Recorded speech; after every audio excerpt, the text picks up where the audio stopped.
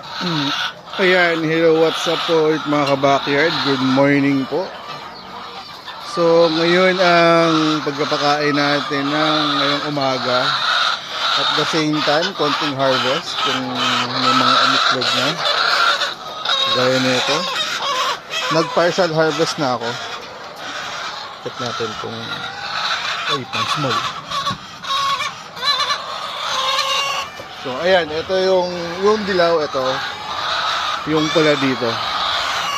So, check natin kung makakailang tray tayo.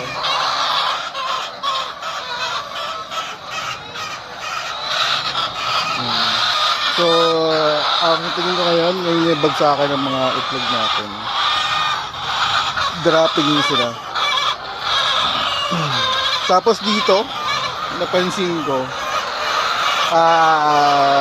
ito, nakakailang itlog na sila na may damage. Ayan o, kita nyo yan. Ayun. Nalabas. Laging hindi buo. Nung tinignan ko rin dito, ito rin o.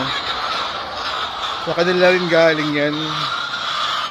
So sayang, hindi mabuo-buo yung shell. So kaya, ang ginawa ko,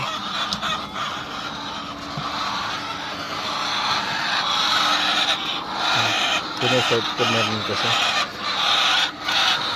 Ayan. So ang ginawa ko, nakakita ako dito ng calcium. Ayan o.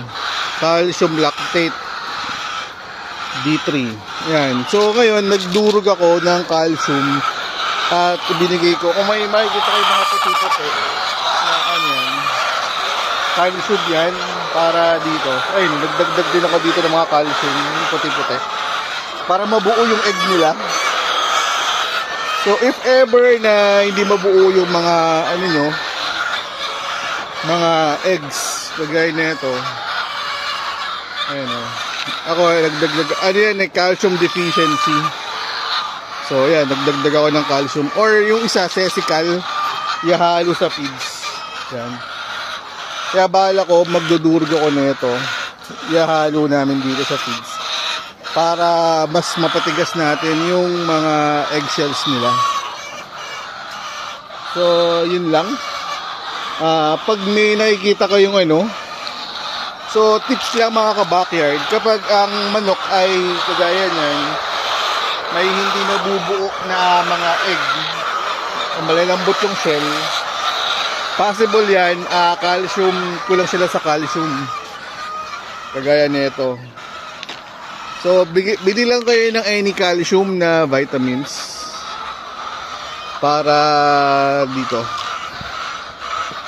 para mas mapaano natin yung mga shell nila, mas mapatigas. So yun lang, at mag other chores pa ako para sa ating farm. Yun lang, salamat.